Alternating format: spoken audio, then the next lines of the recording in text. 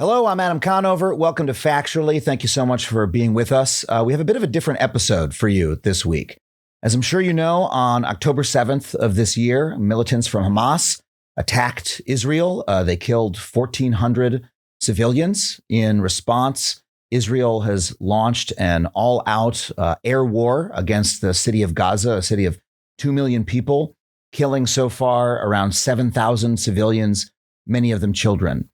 And, you know, I'm a guy who's known for explaining things, for having takes on things, for taking stands on important matters. And, you know, some people reached out to me and said, hey, are you going to do a video? Are you going to make a TikTok about what's happening right now? And I'm not going to do that because I don't think it's my role to do that. See, I think it's my role as a communicator to talk about things that I understand, that I have some expertise in, that I have a genuine take on, not a quick take, but something that I really know and feel that I can communicate to you. And the truth is that I don't have that for this. I don't have something to say about it because the truth is that I think what we're witnessing is one of the great horrors of humanity. We're witnessing devastation and death and hatred on a scale that is hard to fathom, that the mind recoils from, and that I frankly don't understand in a clear way. And I don't feel right standing up and saying, here's what I think about it. You should think the way I do. I think I have a different responsibility in this moment. That's to be of support to my friends who are hurting now, who I reach out to one by one to talk with. I think it's my responsibility to be a witness to history, to watch what's happening and to not look away from it, and to try to reconcile my understanding of the world with it. And the last thing I think it's my responsibility to do is to learn about what's happening. The history of this conflict, of what happened in Palestine, then Israel, Gaza, these cities, is one of the longest, most tortured histories that we have. And it's my first instinct at a moment like this is to learn as much as I can about what happened and how we got here. So as I thought about what my responsibility is in this moment and how I want to handle it, that is the main conclusion I came to, is that I want to learn about what's happening and I want to do that with you. And that is what we are going to do on this week's show. We have an incredible expert who is here to share with us the history of this conflict, what has happened in this region, and what so many of the people there are going through. His name is Nathan Thrall. He's a journalist who's based in Jerusalem. He's the author of 2 books on the conflict. For 10 years, he was the director of the Arab-Israeli Project at the International Crisis Group. And he's generally considered to be one of the best experts we have on this conflict, its history, and the people who are caught up in it. I found this to be a really beautiful conversation that really helped me to understand what is going on there, and I hope it does the same for you. So without further ado, let's get to this conversation with Nathan Thrall. Nathan, thank you so much for being here. Thanks for having me. So as we're speaking right now, it's October 26th, which I want to be clear about in case more things happen between us recording this and it coming out. I'm sure that they will. But, you know, at this point, the situation in Israel and Gaza is really rough. Thousands of people have been killed. There have been 7,000 airstrikes on the city of Gaza. As somebody who has been, you know, being a scholar about this conflict for a really long time and who just now has a book out, what was your reaction to the events of October 7th and what have happened since? Total shock. It was the most unexpected thing to see. Just those first videos before we even knew the scope of it. When you saw the first videos that started circulating on social media of a white pickup truck with Hamas militants in the middle of an Israeli town, and they're unobstructed. There are no police. There's no army stopping them. They're controlling the streets of an Israeli town. Nobody ever expected to see that. And it was just utterly shocking to Israelis.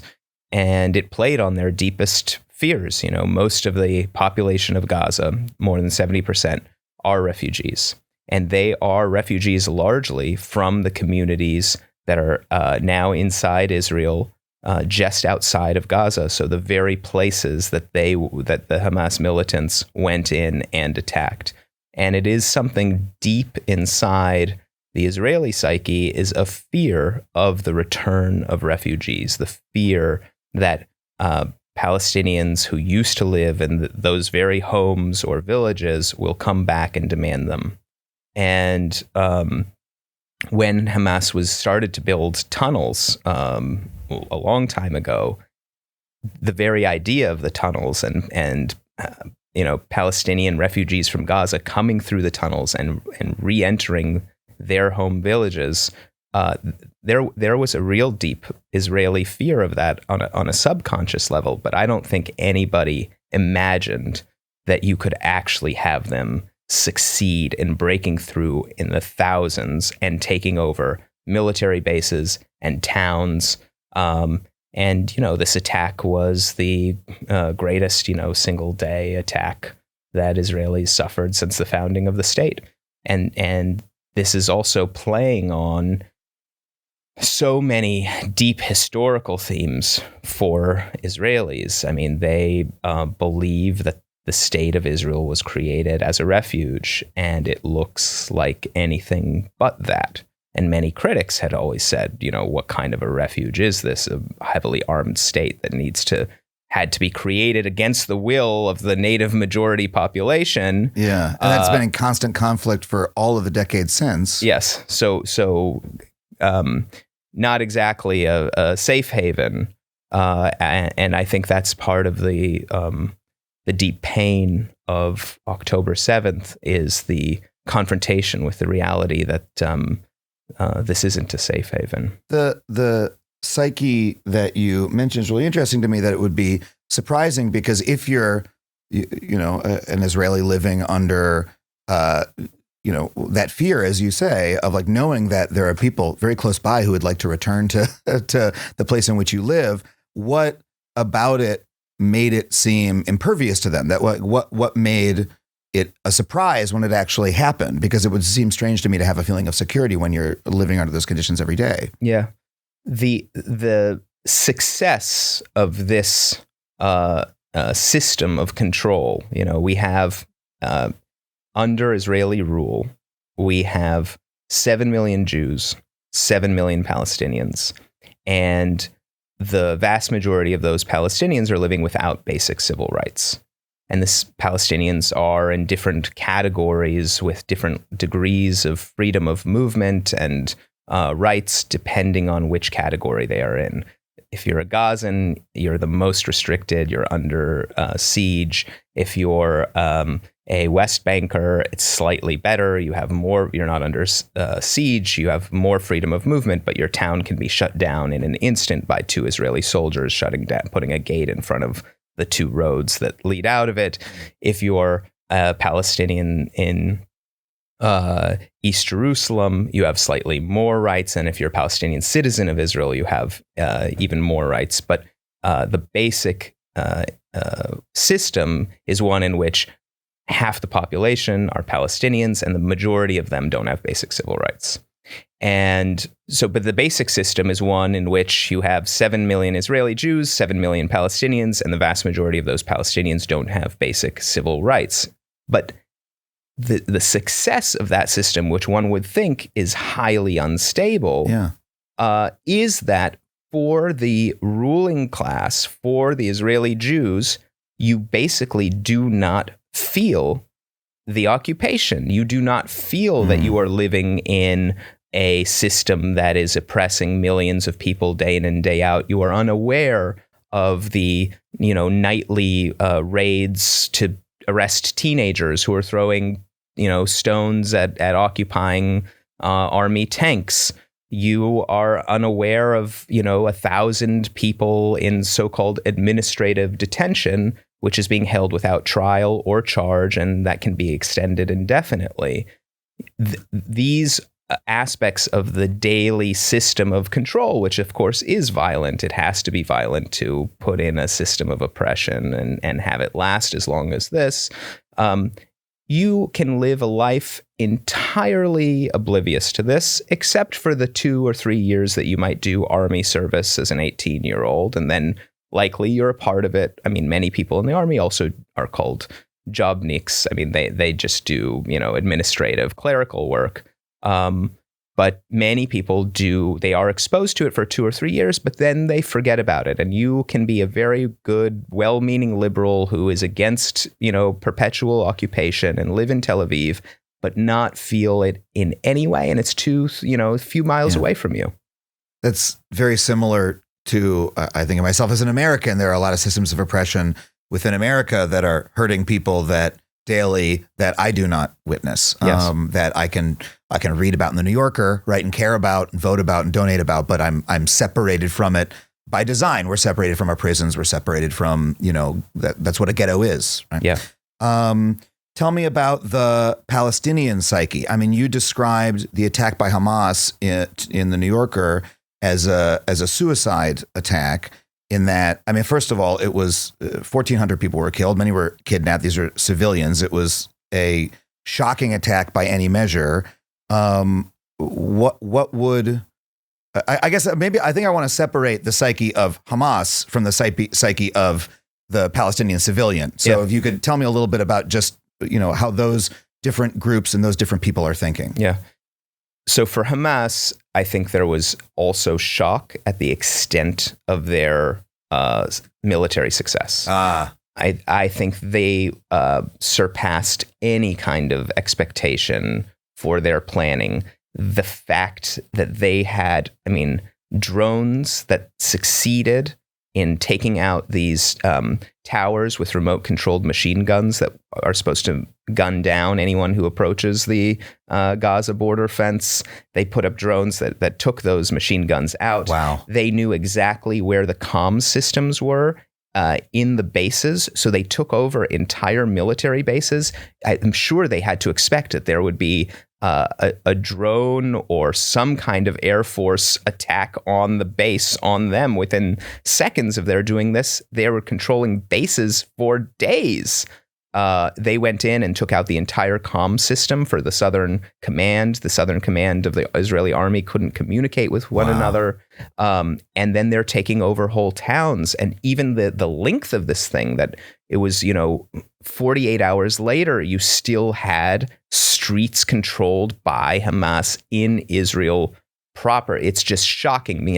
At the end of the day, however sophisticated this attack turned out to be, Hamas is still a militia, and it's not even one of the strongest ones around. It's like nothing compared to Hezbollah in the north, in Lebanon. And so this militia was able to control towns inside Israel proper against, what is often described as the strongest military in the Middle East. So they're a bit of the dog that caught the car, maybe, and is what now? They did not expect for this to happen either. They didn't expect to succeed at this level, with this scope.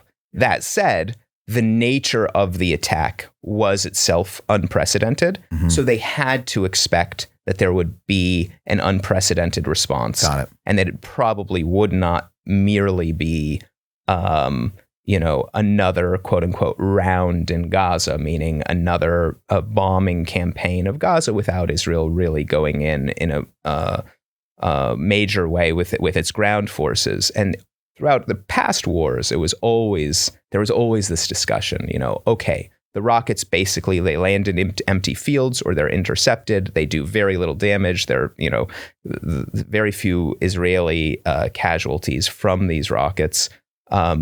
But one can hit a school. And the second that happens, the second a rocket hits a school, this was commentary in every single war up till now, it's game over.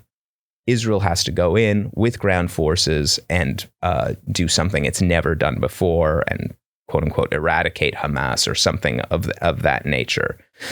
And so the very fact that they were doing something, they were aiming for something 1,000 times more impactful than just a rocket hitting a school, means that they had to be prepared for something huge from Israel, which we still haven't seen yet. The huge thing we've seen from Israel is bombing of unprecedented scale and deaths of unprecedented scale. But that, I think, is not going to be the extent of it. I think that there will be much more. And you see it from the Israeli stated goal is to eradicate Hamas. Now, eradicating Hamas is not actually an achievable goal for Israel. Why is that?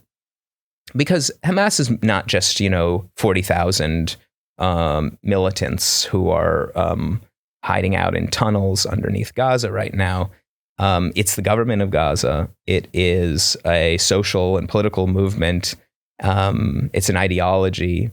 And you're not going to eradicate it, even if Israel is willing to pay the very high price of going and setting explosive charges in the tunnels and destroying the tunnel network and going bit by bit deeper and deeper into Gaza to try and kill as many of those 40,000 militants and the political leadership as they can. They can do that, but Hamas itself will not be eradicated. What can be eradicated is Hamas territorial control over Gaza. That's an achievable aim for Israel, but it's also one that they don't really know how to do, because in order to do that, they need to figure out how they leave after they've eliminated Hamas territorial control of Gaza. So who's going to come in and take over? Israel doesn't want to occupy Gaza forever. The only circumstance in which Israel wants to annex parts of Gaza or occupy parts of Gaza for a very long time is if many of these Palestinians who live there, 2.3 million of them, are expelled to Sinai. In that case, then you can have fairly empty land in Gaza that Israel would, in fact, like to establish new settlements in or annex partly. But actually, to control all of Gaza with 2.3 million people there, Israel didn't want to do that, and that's why it withdrew from Gaza in 2005. It was simply too costly. And you have, basically in Israel's approach to the Palestinian issue, of having an equal number of Palestinians and Jews living under their control, with the Palestinians not having basic civil rights. They take a variegated approach that depends largely on how densely populated the Palestinian area in question is. So when the first idea for creating Palestinian autonomy in the West Bank and Gaza, that idea came out of an uprising, the First Intifada, which lasted from 1987 to 1993. It was at that moment that the Israeli defense minister, who was a previous prime minister and a future prime minister, Yitzhak Rabin, he said that he was convinced by the uprising, by the Intifada, that Israel could no longer directly rule over these city centers, didn't want his soldiers in the Kasbahs of Nablus and Hebron. And so he needed some other solution, which would be indirect rule, which would be to have Palestinians have limited autonomy, and Israeli troops would be safer, and they would be in less densely populated areas. So out of that realization on the part of Rabin and others in the security establishment came the Oslo Accords of 1993. And those allowed for the first time Palestinians to have limited autonomy. Those areas of limited autonomy, just to give you a sense of the scope, if you look at historic Palestine, so in 1948, in the war that established the state of Israel, Israel conquered 78% of historic Palestine. What was left is 22%. That's the West Bank and Gaza. And if you look today, how big are the areas of Palestinian limited autonomy, which are little islands? They're surrounded by a sea of Israeli control.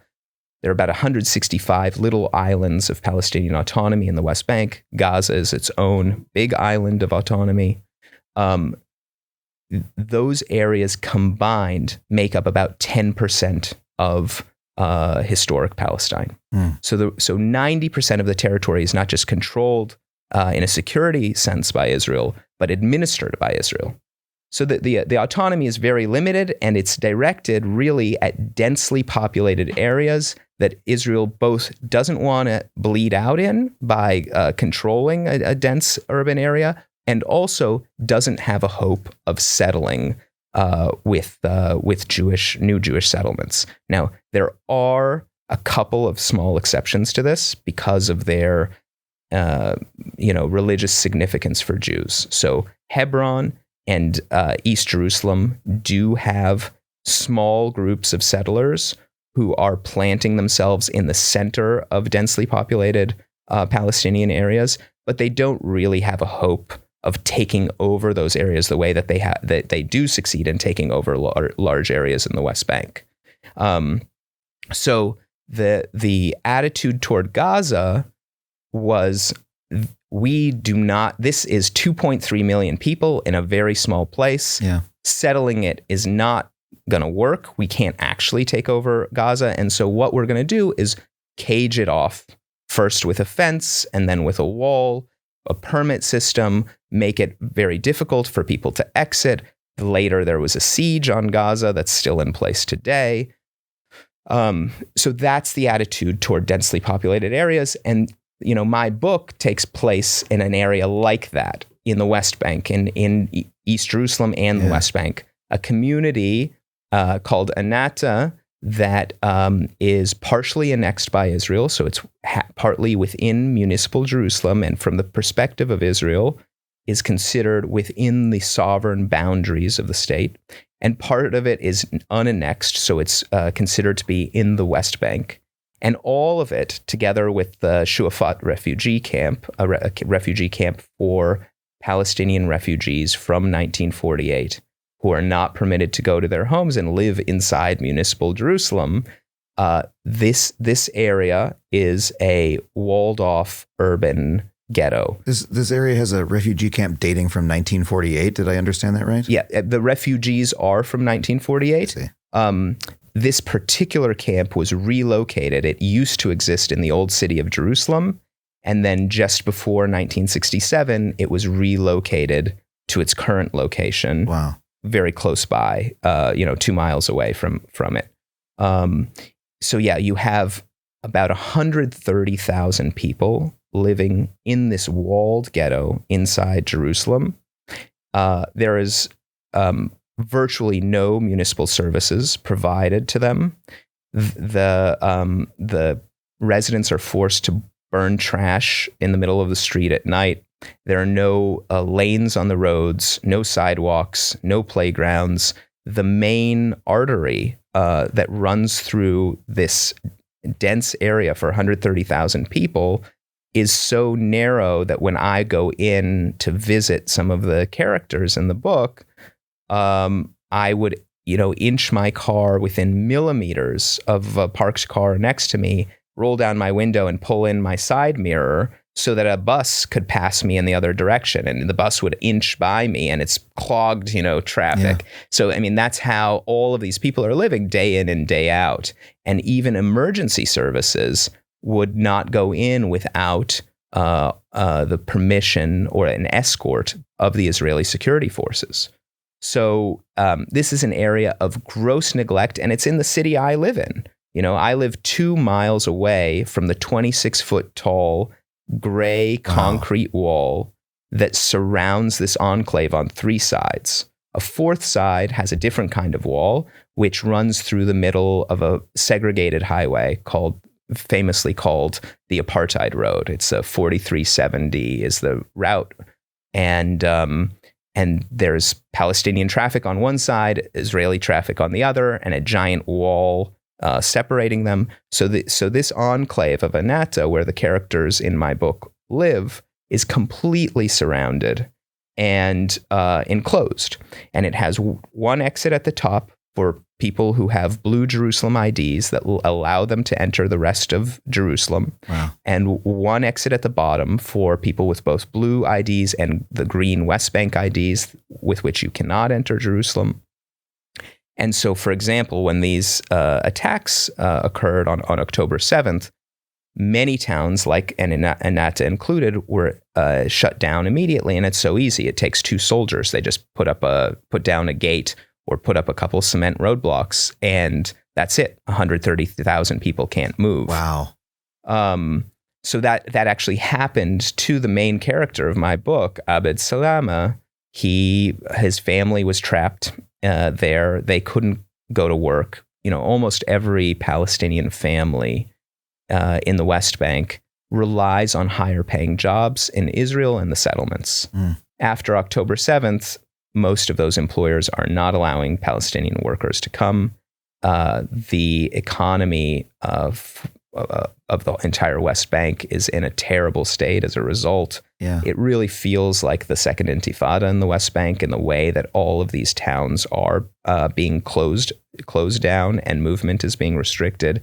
And even when it opens up, as it did later in Anata, people still couldn't go to jobs because, Abed's son, Adam, he works in Ramallah, and his employer told him, don't come to work because the settler violence on the roads is too severe, and I don't want to risk any of my employees coming to work right now. So all of that together, and as well as the big surge in killings in the West Bank right now and settler violence, made Abed cut our book tour short. We had been traveling around the UK and the US, and he just couldn't he couldn't be away from his family anymore. But the point is that this Gaza model is applied wherever you have a densely populated Palestinian area that you don't want really to directly control.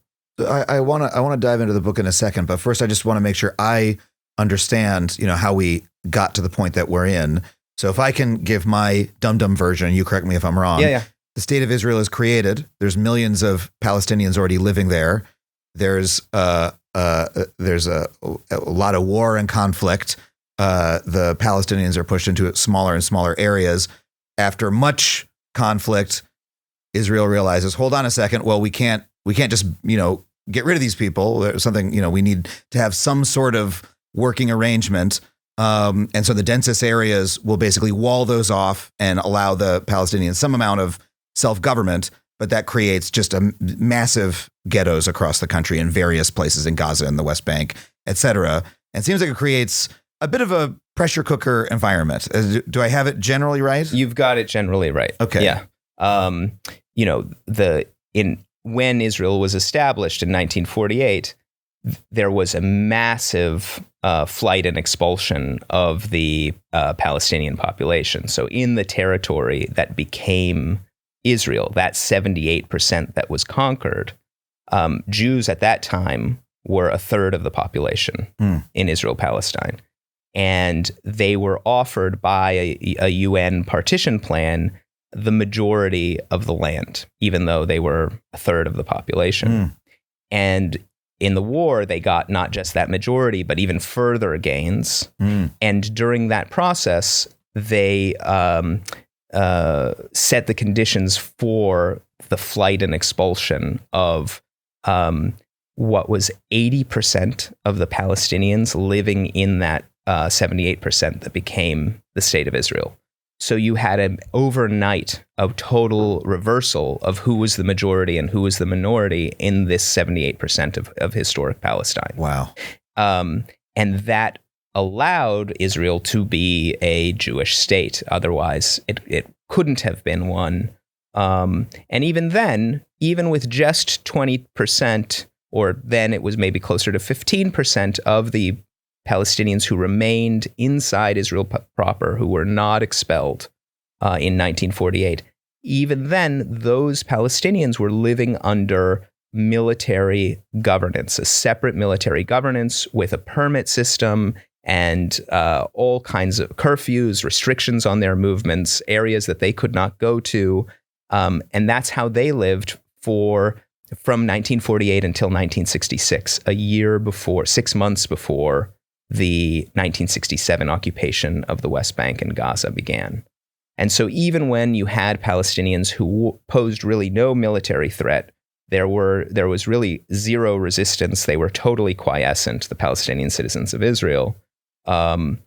Still, Israel put in this separate system with less rights for the Palestinians and separate governance through the military. And that model, right as it came to an end in December 1966, 6 months later, there's the 67 war. Israel conquers the West Bank and Gaza, and also Sinai and the Golan. And it just transports this existing model that it had been putting in place over its own citizens of military government with lesser rights. It put that same model in place in the West Bank and Gaza. So yes, totally. You've got the basic picture. This question is maybe unanswerable in the 2 minutes I want to take before we go to break, but Israel is a democratic country. It's a liberal democratic values in the way, at least, it governs Israelis. Why create a two-tiered system of citizenship or of military governance? Why not from the beginning say, hey, this is clearly a multi-ethnic state? Because you needed this separate system in order to take over the land of the Palestinians. So the Palestinians who remained were also internally displaced and not allowed, many of them were internally displaced and not allowed to return to their villages, even though they're full citizens of the state. And there was enormous land confiscation from both the Palestinian citizens who remained within Israel, that roughly 15% at that time, now 20% of the population of Israel proper. And also the theft of all of the properties of the refugees who were expelled and prevented from returning. And so you needed a system in place that would essentially declare the land Jewish or collectively Jewish through parastatal organizations, and to constrict the Palestinian population, much like you see in the West Bank, into pretty small areas such that today, Palestinian citizens in Israel proper, the place that's described in the press as democratic, is they're 20% of the population and they are on 3% of the land.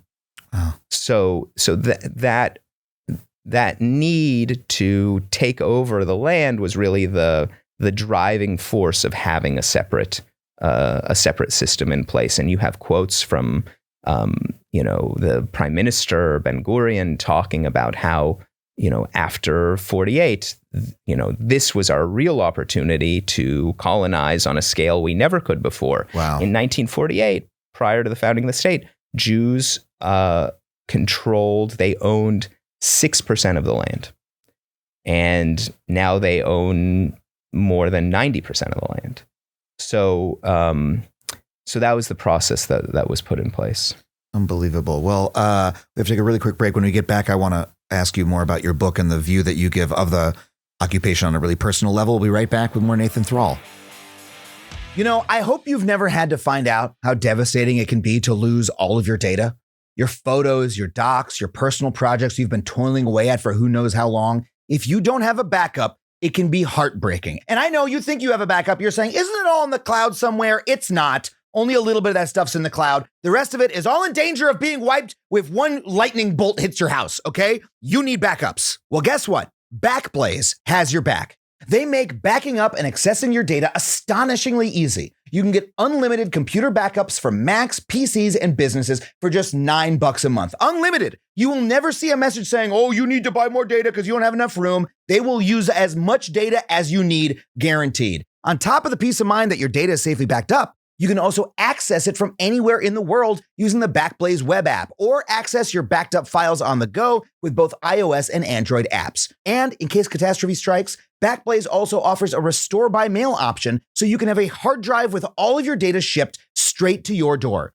Backblaze has been recommended by the New York Times, Macworld, PC World, LifeWire, Wired, Tom's Guide, 9to5Mac, and by me, because I am a happy Backblaze customer. Start today with a 15-day, no credit card required free trial by going to backblaze.com/factually. That's backblaze.com/factually. We're back with Nathan Thrall. Your book, I know, gives a really personal account of what the situation just before the events of October 7th was like for an average Palestinian citizen and the effects that it had on them. Can you just tell us about it a little bit? Yeah. So I tell the story of a tragic event which happened very close to my home. I live very close to the walls of the old city of Jerusalem. And, nearly every day I would pass this walled ghetto in my car and hardly pay it any mind. A walled ghetto within my own city. And this walled ghetto sits just underneath the manicured grounds of Israel's most prestigious university, the Hebrew University of Jerusalem. And you are on the grounds of the Hebrew University of Jerusalem. You look down and you see a checkpoint. You see parents and children waiting in line to exit their part of Jerusalem and cross into the heart of Jerusalem to get to their schools and their jobs. And you see, trash being burned in the middle of the street in an area of utter neglect. And I hardly paid any mind to this walled ghetto, even though I passed it almost every day. And one day there was a horrific bus crash involving a kindergarten class trip. And after that crash, I couldn't stop thinking about these people, these parents and children who share the same city with me and who live a radically different life than I do. And so I decided to start looking into this crash to tell the story of this place, of this utter neglect, and what it is to live for both Palestinians and Jews under Israeli rule. And so I tell the story of one man named Abed Salama. It's called A Day in the Life of Abed Salama, but it's really about much more than a day. We learn Abed's old love stories and life stories and his participation in the First Intifada and his imprisonment and his torture and his living through the history of Israel-Palestine. I mean, the book aims to tell the story of this crash while telling the entire story of Israel-Palestine. And Abed took his 5-year-old son, Milad, to go buy treats for a class trip that was going to happen the next morning. Milad was extremely excited for the class trip. He scurries out the door the next morning, and he boards a bus with about 50 kindergartners on it. And they go to an indoor play area, they call it a gymboree. And like the thing on the side of a McDonald's. Yeah, exactly. Okay. One of those, a big version of that. Yeah. And the reason they do that is they don't have one in their walled ghetto. They don't even have a playground in their walled ghetto. And on the other side of the wall are many play areas and playgrounds. But the other side of the wall is a Jewish settlement of East Jerusalem called Pisgat Ze'ev. And they're not allowed to go there because some of the kids have green IDs and some of them have blue IDs. And only if you have a blue ID can you enter Jerusalem. These are all people in the same extended families. Even within nuclear families, you have some who have green IDs, some have blue IDs. It has enormous consequences for their lives. And it really had enormous consequences on the day of this crash, the worst day of their lives. And so the bus drives along the winding path of the wall, and it passes through a checkpoint. And just after passing through the checkpoint, a giant semi-trailer that was going back and forth from a settlement quarry to a factory in East Jerusalem. They're taking rocks from this quarry illegally, of course, extracting natural resources from the occupied territory and using them to pave roads inside of Israel, this semi-trailer slides into opposing traffic. It's raining, slams into the bus. The bus flips over, catches fire, and 6 children die, and 1 teacher dies in this fire. Now, the area where this happens is an area of not Palestinian autonomy. It's an area of total Israeli control, what's called Area C of the West Bank. And Israeli police, not the army, but Israeli national police patrol this road. They give out traffic tickets on this road. It's their responsibility, and the Palestinian autonomy government isn't even allowed there. Yeah. And so who is left to deal with this burning bus filled with kindergartners are just all of the Palestinian bystanders who are on that road that day and who are living in that area. And the Israeli police aren't helping? They are nowhere to be seen. And so the bystanders are just taking these soot-covered kids out of the broken windows of the bus because it's flipped on its side, and pulling them out and then putting them in the back seat of any random person's car. And that person would drive off toward the Superior Hospital in Jerusalem if he had a blue ID. And he would drive off to a Ramallah hospital if he had a green ID. And so the kids are going in all different kinds of directions depending on the color of the ID of the people who are driving them. And by the time the first Israeli fire truck arrives, more than a half an hour later, all of the kids have been evacuated or killed. And so I tell how Abed and other parents raced to the scene of the accident.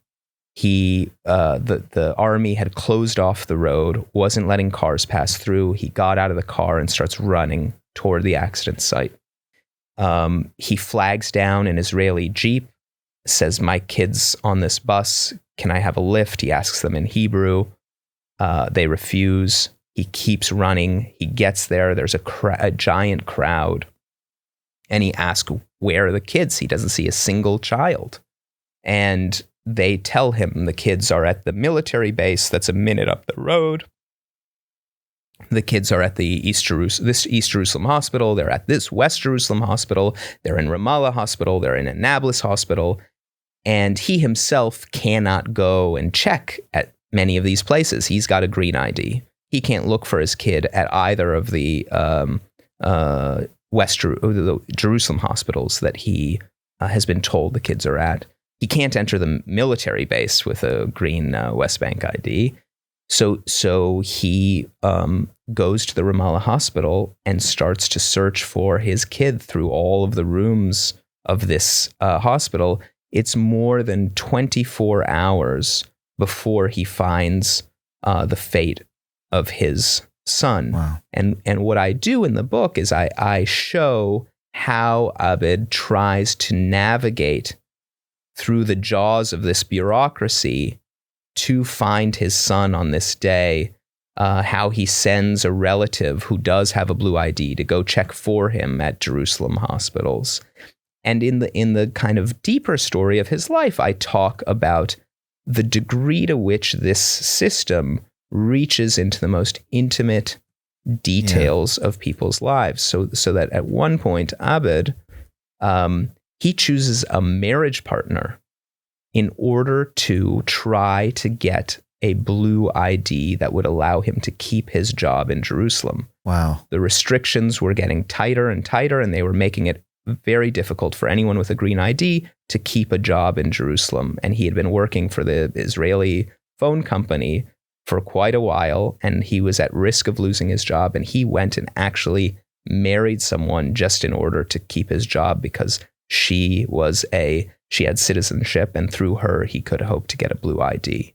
Wow. And the story is really telling, it's not just Abed's story, it's also the story of other parents and teachers, and the Jewish founder of the settlement right next to where the accident happened, the Israeli army colonel who designed the wall, who created the wall, who designated all of these different areas, what should be area C of the West Bank and what should be, what route should the wall take? Why is the wall enclosing Abed's community in this particular way? Well, that was his decision, and he describes the choices and that he made, and how the overriding goal when creating the wall was to lop off as many Palestinians from the heart of the city while relinquishing the least amount of land. Wow. And that has, driving Israeli policy throughout the West Bank. So I tell also, the story of a doctor, a mother who worked for UNRWA, the UN Refugee Agency, happened to be with her team on her way to work. It was a mobile clinic she ran. They were going to go and treat some Bedouin who happened to actually live on land owned by Abed's grandfather. And this is a Bedouin community that's constantly targeted for expulsion by Israel. The nearby settlers consider it an eyesore. Israel wants this area cleared of Palestinians.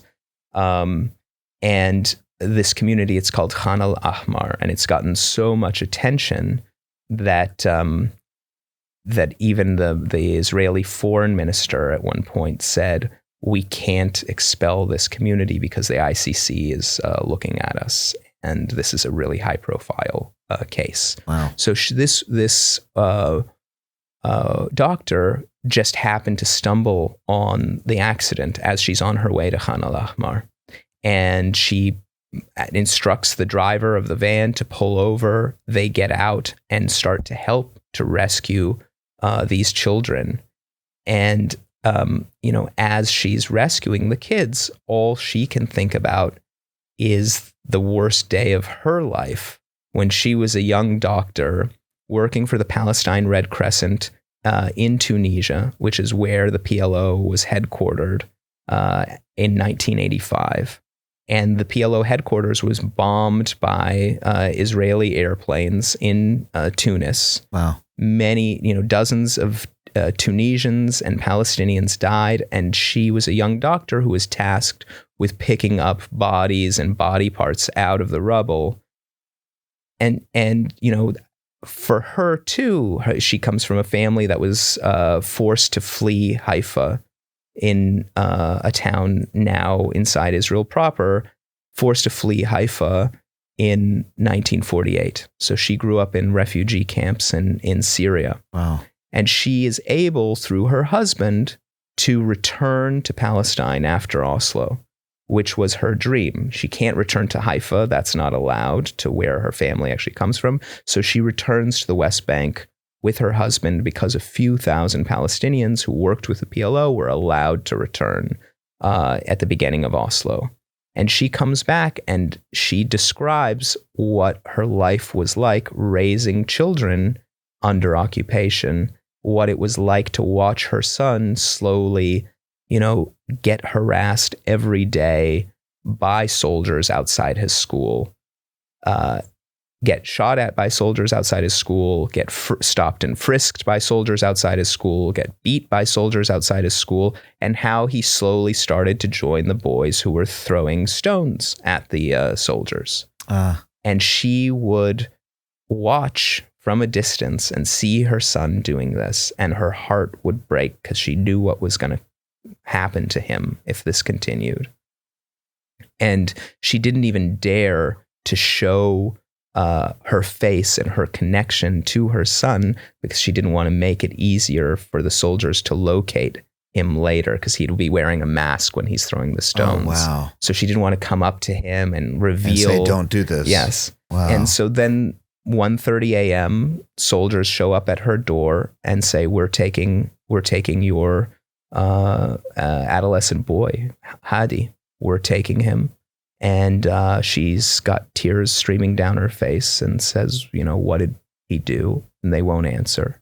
Wow. And they grab this boy and she wants to give him a hug before he goes off for who knows how long and to who knows where.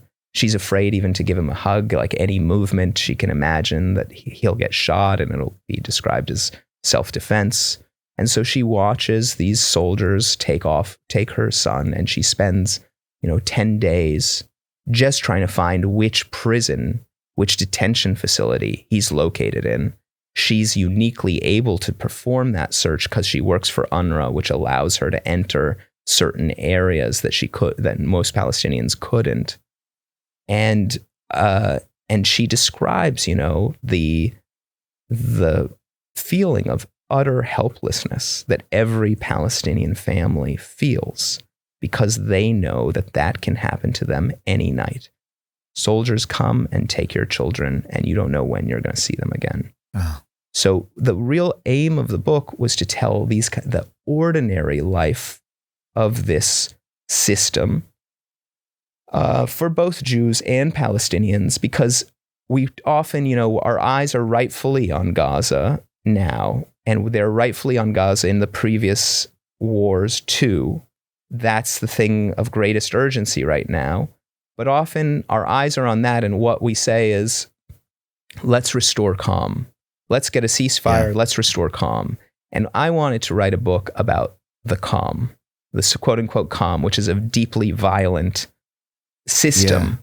And to explain that unless we address the injustice of the calm, we are never going to see an end to this bloodshed. And books like yours are my favorite kind of journalism, my favorite kind of storytelling, where you use that personal story to explicate the system, right? And the overall system, because when you can knit those two things together, for someone like me, I can understand, because gives me the experiential nature of knowledge, right? That I can place myself there, but also the view of the overall system.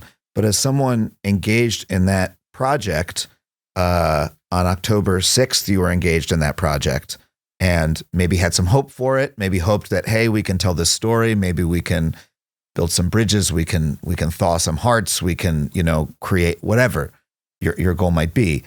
How did you then feel seeing the events of October 7th? I mean, does that, war on that scale can kind of wipe away certain possibilities? Yeah, I mean, for my initial reaction is, what an unmitigated disaster, what a horror we're seeing, and we are just at the beginning of it. I mean, I think that it cannot be overstated the significance of what happened on October 7th and what has happened since. This is on a different scale than everything we've seen before, and it will have decades-long repercussions for Israel-Palestine. And of course, it reinforced many right-wing talking points. Mm-hmm. And I had been told, prior to my book coming out, many friends said to me, your book's going to be a weather vane, because we've seen all this progress in the mainstream in their openness to hearing Palestinian stories. Even, it used to be that saying the word occupation in many circles in the United States was taboo. And, the U.S. has moved a lot since then. Yeah. And so people were sharing statements that Obama made a few years ago, and, look at how even a nuanced, this understanding is, at least. Yeah. Yeah. So I think that, there really has been progress in the United States in understanding Israel-Palestine. And my initial reaction with October 7th is, wow, this is going to be a huge setback to all of that progress. And then I witnessed it. I felt it. I had, progressive Jewish organizations that were excited about my book, were promoting my book, wanted to, give copies to their board and to their constituents and to do events with me. And they immediately, lined up with the right-wing pro-Israel groups that they loathed and that they would have nothing to do with in the past. Yeah. And they started to do events with them cancel events with me. And, you know, it's for a book that, you know, in other interviews, I'd been questioned about whether I had painted the settler characters and therefore the settler movement in the book too sympathetically. And it, you know, pleased me that I was asked that question, because my goal as a writer is to paint real human beings and for people to feel like they're really in the shoes of every character in the book. So I was glad to be asked that question. But for a book that is being asked that kind of a question, to be the target of cancellation, the UK police shut down an event for me in London. I've had in 5 cities events canceled. I've had other media stuff canceled, and I'm talking to people in the media and the producers who have shows that are being held that we recorded prior to October 7th.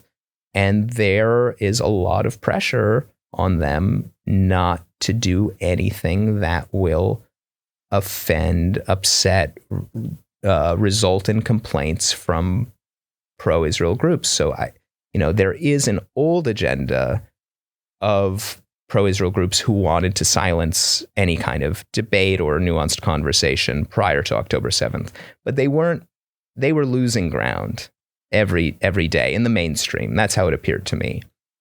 And now they're gaining ground. Now they're getting people who would never be their allies to stand with them. And how long lasting that is, I really don't know.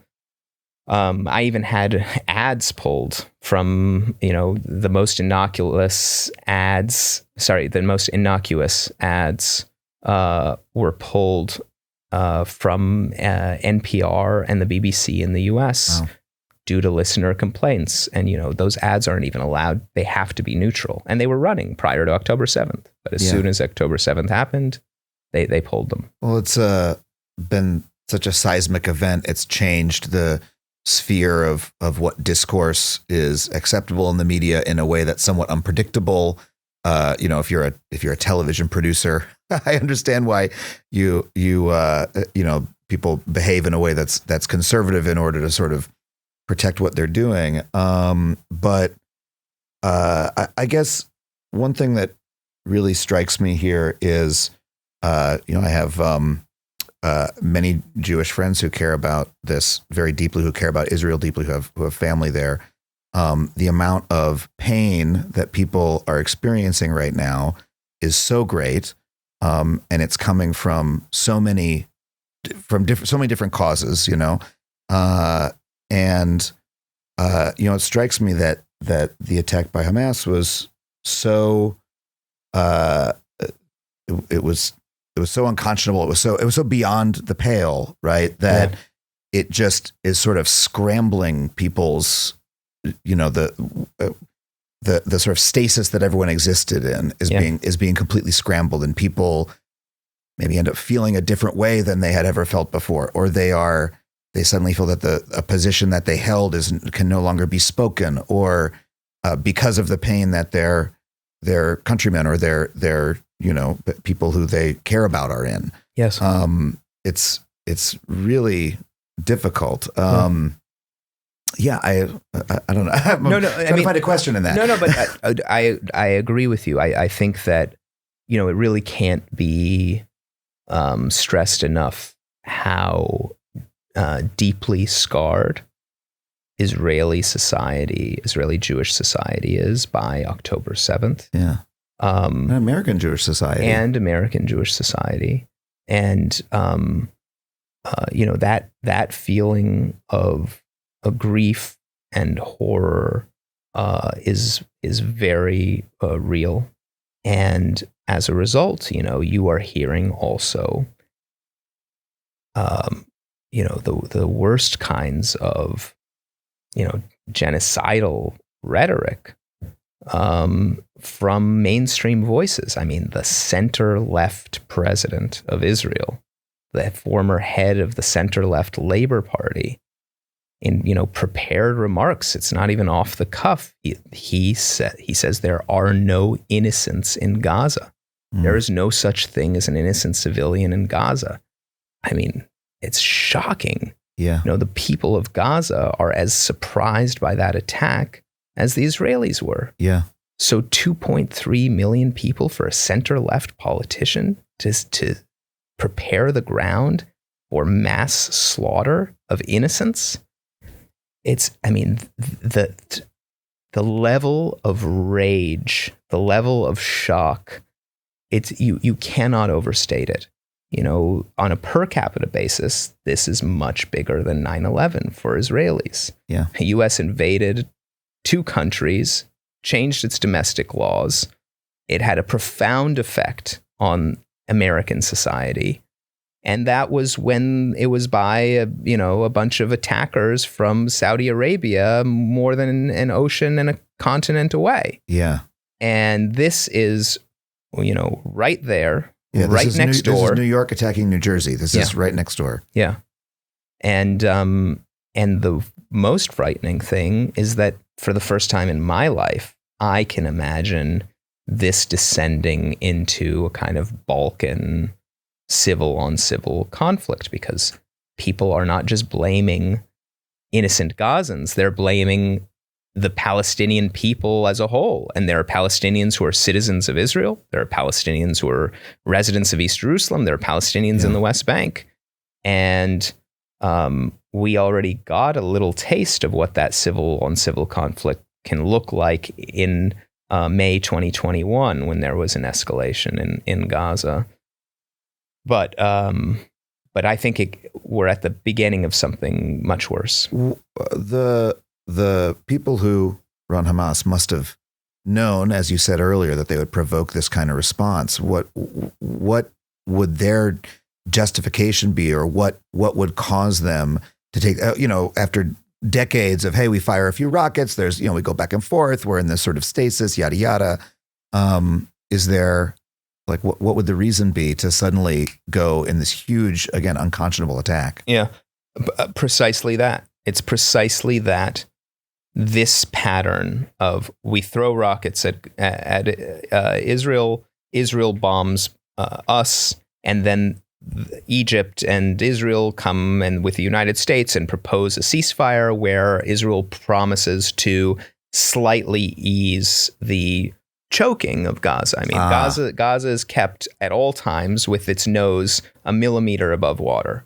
I mean, these people are under siege. Yeah.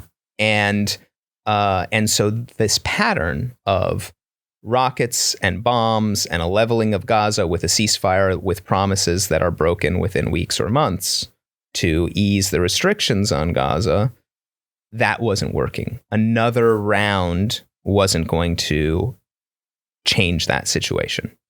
And so this is clearly an attempt to turn the whole table over, with at enormous risk to themselves, to the civilian population of Gaza, who are not really just risk, almost guaranteed devastation. Guaranteed, yeah. Risk is understating it. Yeah, guaranteed.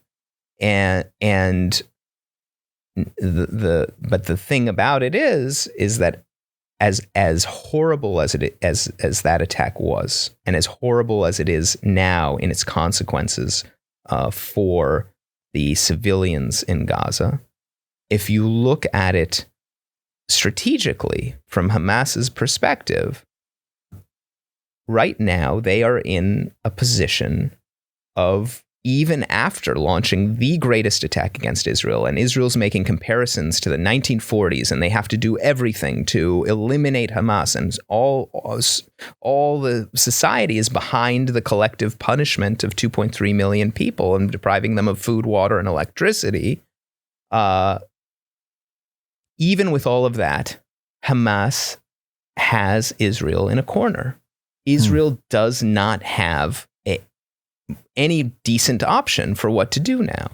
Israel doesn't know how to get those hostages out. It doesn't know how to answer the demand of its public. How is this never going to happen again? Well, it's not never going to happen again if it's just another bombing, no matter how severe, of Gaza. There will still be tunnels there. There will still be Hamas there. Even if you kill a bunch of guys, there will be new ones. And with every quote unquote round in Gaza, Hamas got stronger and stronger. So that cannot be an answer to the Israeli public, which wants to know, how is this never going to happen again? So then Israel is forced to actually try and execute on its stated aim, which is to quote unquote eliminate Hamas, which again, that's impossible, but they can do something short of it. But that is extremely costly. They've got 360,000 reservists called up right now. It's costing their economy $1.5 billion shekels a day. They cannot continue for this for months, and it would take months to do what they claim that they want to do in Gaza. And even after doing that, who are they going to get to come in and administer Gaza, help rebuild it? They can't find an international force that would want to take on this task. And would that international force really have a mandate to shoot at Palestinians who are creating new rockets, for example, or doing new attacks against Israel or preparing for them? Hard to believe. So Israel really has no decent options. And so Hamas is in a position of great strength right now, even after doing this attack. They've got 200 plus hostages. Yeah. As time passes, right now the attitude of the Israeli government is, we lost 1,400, we can lose another 200 to achieve this higher goal, which is shows you how shocked they are. Wow. Because that's a total reversal of the entire Israeli ethos. Before this, it was, we're trading 1,027 Palestinian prisoners for one Israeli soldier, Gilad Shalit, in 2011. Now it's, we can lose 200 by bombing Gaza and then going in with ground forces. So, but again, the strategic goal that Israel has, which is to have some other force in place in Gaza, doesn't look very achievable. So at the end of the day, they're looking at having Hamas in place, battered, beaten, whatever, but still having Hamas in place in Gaza.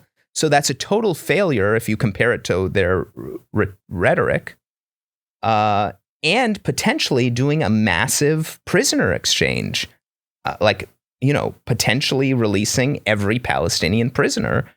And if Hamas does that, it'll be the greatest achievement of any Palestinian organization in history.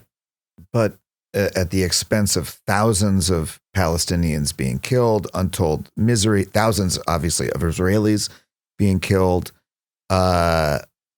It seems what you've painted a picture where, that's, I guess, a moral victory in some narrow strategic sense. It's a horrible loss for almost everybody in the region in every way. And especially for Hamas's own constituency that they're supposed to be taking care of, the people of Gaza. Right. They are paying the highest price. Yeah, and it's clear that Hamas is willing, is willing to have them pay that price. Well, look, I don't want to end by asking you what you think is going to happen or anything along those lines, or what a solution could be, because it's just, it's we're just witnessing the horror of humanity here, and what's going to happen is what's going to happen. But I guess I want to ask how you, as someone who cares about the region, is connected to the region, clearly feels what's happening very deeply, for those who feel similarly, how do you even try to begin to emotionally orient yourself towards what is happening? How do you try to think about it? What do you try to, look forward to? I don't know. Yeah. I feel a despair that I've never felt before, because of the level of brutality that we have seen. The level of brutality on October 7th by the militants who came across the Gaza border and attacked civilians, and the level of brutality of Israel in its response now of cutting off food, water, and electricity, and bombing many, many, many innocents, thousands of innocents. Yeah. And I honestly, for the first time, I am really reconsidering whether I can raise my 3 daughters in that place because of the amount of poison, the amount of hatred and racism that I will not be able to protect them from. Even putting aside issues of safety, it's just so bleak, that dehumanization. And that dehumanization preceded, October 7th. The fact of all of Israel sitting pretty in cafes and drinking lattes and not thinking about choking for more than a decade and a half the people of Gaza under siege, who don't have, clean drinking water, and, nightly arrests of children for throwing a stone at a tank, that system had embedded in it the deepest dehumanization of Palestinians, and Israelis also felt dehumanized. There were suicide bombings on civilian buses. Characters in my book, a settler paramedic, he came to the scene of this bus crash with these kindergartners, and they were all gone, and he sees the backpacks on the road, and he sees this burned out shell of a bus, and all he can think about are the suicide bombings that he had to attend to. Those scars are very, very deep for both peoples. After the crash, there were young Israelis posting online jubilant posts on Facebook, on the comments sections of news articles, celebrating the deaths of kindergartners in a car crash. And this so shocked an Israeli TV news anchor, a center-left TV news anchor. He created a whole TV special about the Israeli reaction to the crash and these Facebook posts. And he called it, the title of the feature was "An Arab Kid Died, Ha Ha Ha Ha," which is a direct quote of one of these posts.